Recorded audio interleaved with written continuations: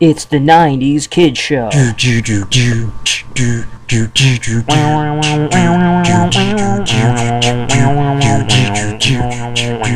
Welcome to the 90s. 5 reasons why I loved the 90s. Reason number 5. Pro wrestling. The wrestling in the 90s. It's hard to make people understand, particularly younger kids that are only familiar of wrestling in the past 5 or 10 years. The 90s wrestling was so awesome. It was so great because, my god, the quality, it was so hot. First of all, it was just red hot. WCW, WWF, even ECW. These big promotions that were killing it. Well, 2 big promotions and 1 regional promotion that kind of got pretty big and very influential anyway. You had the great characters, of course, like The Rock. The Rock was in his prime back then. Dwayne Johnson, he's Mr. Bald Guy now. He looks really old now, but back then, he had the hair, the sideburns, the shades, the flashy, horribly gaudy t-shirts that were still, it made him look cool anyway, because look badass. Stone Cold Steve Austin was in his prime. 98 was a huge year for him. But even before that, like 97, he was incredibly awesome. He was just so charismatic. He was so good on the mic, badass character. It was the time of the anti-hero. The 90s was full of anti-hero characters like that. I think a lot of it had to do with comic books, because really that started in the 80s, the sort of the darker comic books and more gritty, The Dark Knight Returns, for example, that started in the 80s, made this trend of grittier comic book characters like the Crow, which then would inspire guys like Sting. Sting would take on the Crow gimmick in the 90s. But as far as the anti-hero stuff, a lot of it was very culture-based. Like, the music was grungy, and the hip-hop was very gangsta, violent.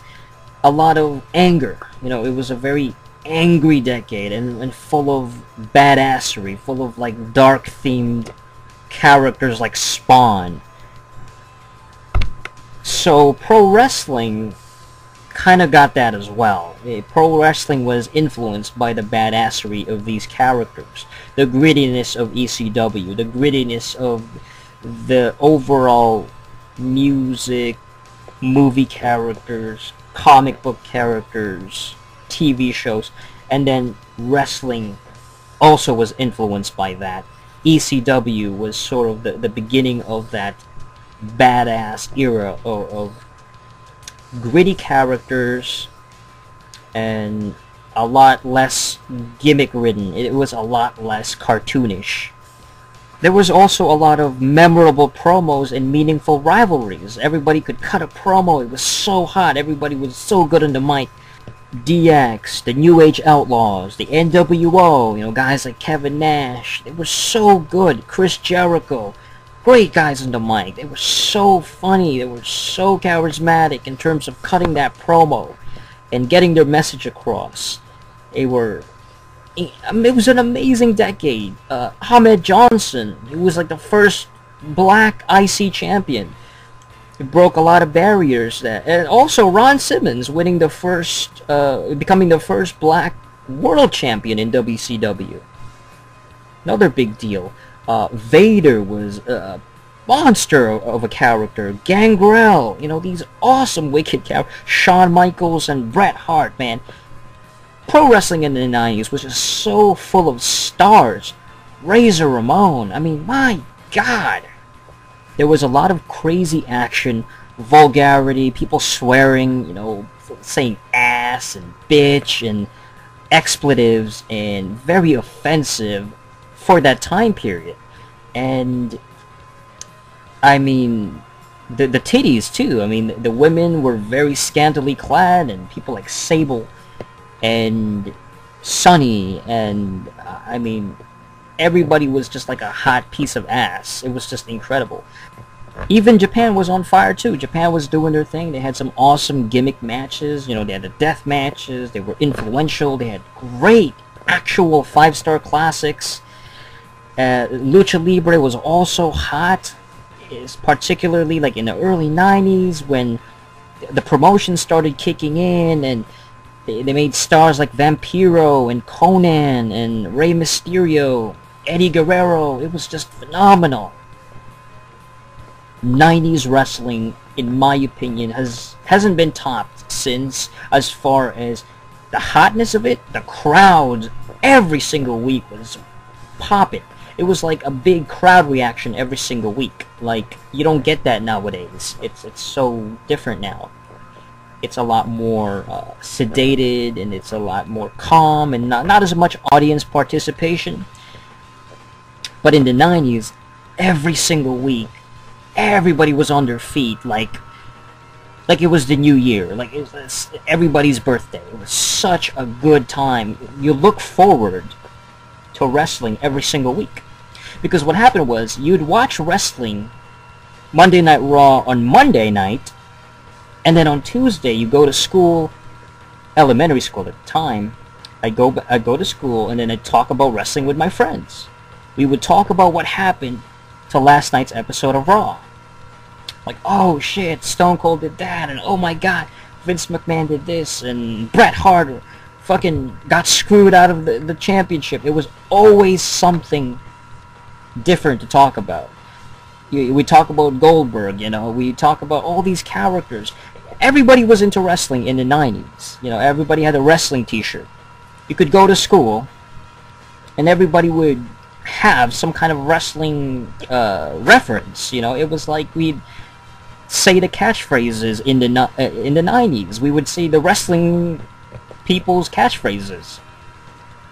You know, suck it. We'd do the stupid DX chop all the time, like behind our teachers' backs. We would get in trouble for it, you know, for saying wrestling phrases. I remember, you know, wrestling t-shirts got banned in the 90s. You know, because some of them were offensive, some of them were suggestive. Like this WCW t-shirt that said Broken Bones Rule, that was actually banned because Broken Bones Rule. It was like promoting violence or some shit like that. Some of the kids wore that t-shirt, so it was like, oh, we gotta ban that shirt. And everybody really were into the characters. Everybody was marking out. It was like a fun time to be a fucking fan, because everybody was open. They were openly fans of the product. Even if they weren't like hardcore wrestling fans, everybody was just casual marks, and everybody was watching it at the time. It was hard to avoid wrestling at the time. Also, it influenced the terms we would say. Like, we would say the catchphrases, but we also said hardcore a lot. That was a big phrase. Because of wrestling and using the hardcore gimmick, so they would have hardcore matches. They would have the hardcore championship. The term hardcore itself became an actual usage. It became like the word of the year.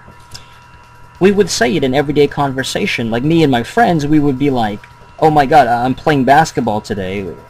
Oh yeah, it's gonna be fun. It's gonna be hardcore. Oh yeah, that was awesome. Or, did you play the latest Final Fantasy game? Yeah, it was hardcore. Like, it became synonymous with, it was awesome, or it was great, it was the bomb. We also would, like, try to ring up the damn hotlines, because at the time, obviously, not everybody had the internet. So, we would look for these mediums, like maybe a magazine here and there, or maybe, you know, a wrestling hotline. We would actually try to phone up those stupid hotlines, those wrestling, call the wrestling hotline, and, you know, get some information on the damn wrestlers. And that was the 90s.